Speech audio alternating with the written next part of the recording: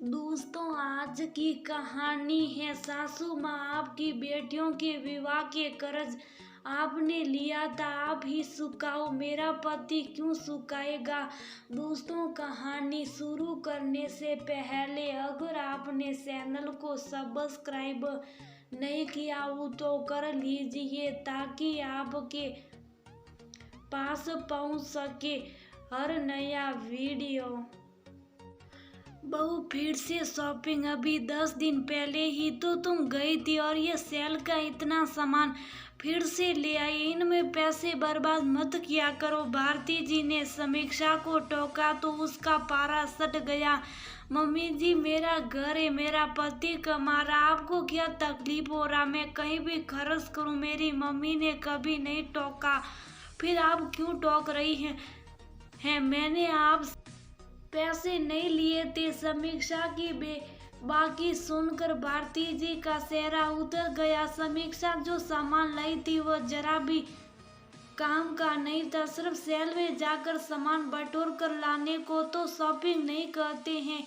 आशुतोष की अच्छी सैलरी है तो वह समीक्षा का हर महीने विश्वास करके घर खर्च के पैसे देता था। समीक्षा उन रुपयों को 15 दिन में ही खर्च कर देती थी। जरा भी बचत की आदत नहीं थी। समीक्षा अपने माता पिता की इकलौती संतान थी रही है तो उसने अपनी सभी इच्छाएं पूरी की हैं।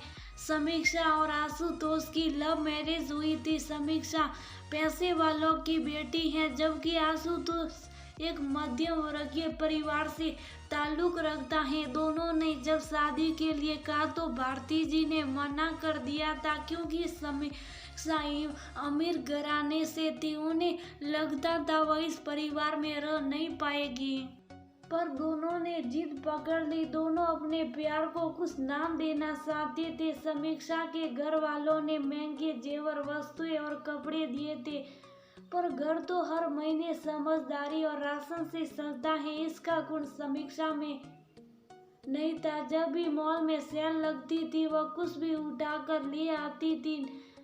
कई कपड़े और सामान तो बिल्कुल काम का ही नहीं होता था। रसोई कैसे चलाते हैं, सामान को कैसे काम में लेते, इसका एक भी गुण नहीं था। समीक्षा में आशुतोष और समीक्षा की शादी को साल भर होने को आया था, पर अभी तक समीक्षा घर के हिसाब से नहीं रह रही थी। भारती जी को ये सब फिजूल खर्ची लगती थी। आशुतोष के पिता के निधन के बाद उन्होंने बेहद ही समझदारी से घर चलाया था।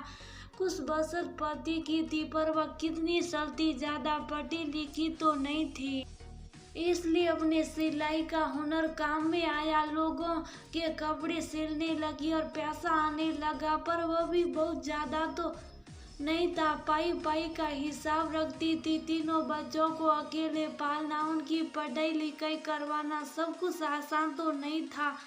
बड़ी हिम्मत रखी, धैर्य रखा, दोनों बड़ी बेटियों को पढ़ाया और वह स्कूल में टीचर बन गई। अपने पैरों पर खड़ी तो थी, तो ज्यादा दहेज लिए बिना ही उनका विवाह कर दिया।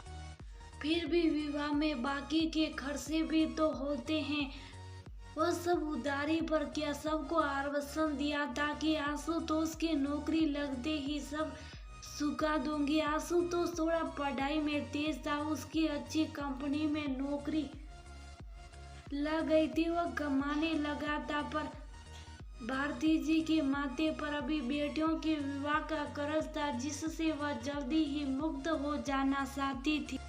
उन्हें इसका भी समय नहीं मिला। नौकरी लगते ही आशुतोष ने अपनी कॉलेज में साथ पढ़ने वाली समीक्षा से शादी कर ली। इधर आशुतोष के विवाह में भी पैसा लगा था। इन सब कर्जों से भारती जी जल्दी ही मुक्त होना चाहती थी। भारती जी घर देखकर चलती थी। उनका मानना था कि जो चीज घर पर रखी है पहले उसे काम में लिया जाए, फिर नई चीज लाई जाए, या जिस चीज की जरूरत ही नहीं है वह तो कभी ना लाई जाए। वह कंजूस नहीं थी, वह मितव्ययी थी।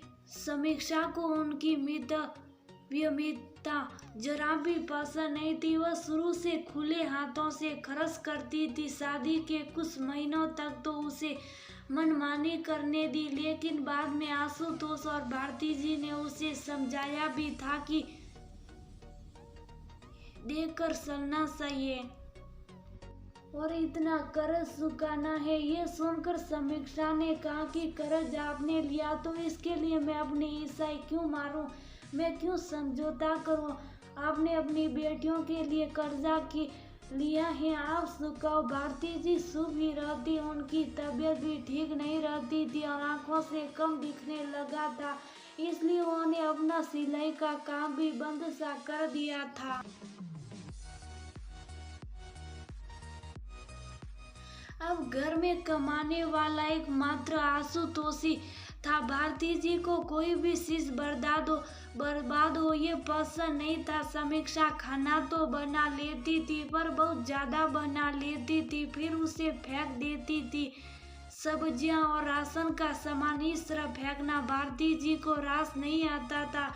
वो टोका टोकी हुई थी, मम्मी जी ये आपकी बचत का फंडा आपके ही पास रखिए, मुझे इस तरह की कंजूसी जरा भी पसंद नहीं है। जब मेरा पति इतना अच्छा कमा रहा है तो मैं कहीं भी खर्च करूं, आप मुझसे पैसों का हिसाब मत मांगा कीजिए। भारती जी के पास कोई विकल्प नहीं था। अपनी बहू की कड़ी हुई बातें वह आशुतोष को भी नहीं बताती थी। वो नहीं चाहती थी कि घर में क्लेश हो, बेटा और बहू आपस में लड़े और टकरार करे। वो समीक्षा को ही समझाती थी कि बचत करनी चाहिए, इससे बुरे वक्त में सहारा मिलता है। केवल तुम ही आशुतोष की जिम्मेदारी नहीं हो, वह मेरा बेटा भी है, उसकी इस घर के प्रति भी जिम्मेदारी है। अब जो कर्ज लिया है वह आशुतोष ही चुकाएगा और पत्नी होने के नाते तुम्हें भी समर्थन करना चाहिए और एकजुटता से मिलकर इस कर्ज को उतारना चाहिए। बस कुछ ही समय की बातें, पर समीक्षा के दिमाग में ये बात घुसती नहीं थी। आशुतोष भी उसे समझाता था कि सोच समझ कर खर्च करो, पर उसने तो ठान रखा था कि वह किसी की बात नहीं मानेगी। कुछ महीनों बाद एक दिन उसकी मम्मी का फोन आता है कि समीक्षा हम कल दूसरे घर में रहने जा रहे। मम्मी पर क्यों, अपना इतना अच्छा घर है, आप इससे छोड़कर क्यों जा रहे। समीक्षा अब ये घर हमारा नहीं रहा, तेरे पापा को बिजनेस में बहुत घाटा हुआ, सब माल लेकर बैठ गए और पैसा भी नहीं दे रहे, अब इन पर भारी कर्ज चढ़ गया। हमने हमारा घर बेच दिया, इससे पैसा चुका देंगे और हम किराए के घर में रह लेंगे।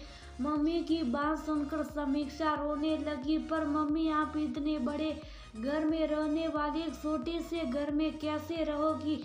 कर्ज तो पापा ने लिया है तो तकलीफ आप क्यों सहोगी। समीक्षा पत्नी पति के हर सुख दुख की भागीदार होती है। पति के सिर पर कर्ज हो तो पत्नी कैसे सुख से रह सकती है। ये उसकी भी जिम्मेदारी होती है कि वह पति के कर्ज को चुकाए और अपनी तरफ से हर प्रयास करे। आखिर पति जो भी करता परिवार और पत्नी के लिए ही तो करता है।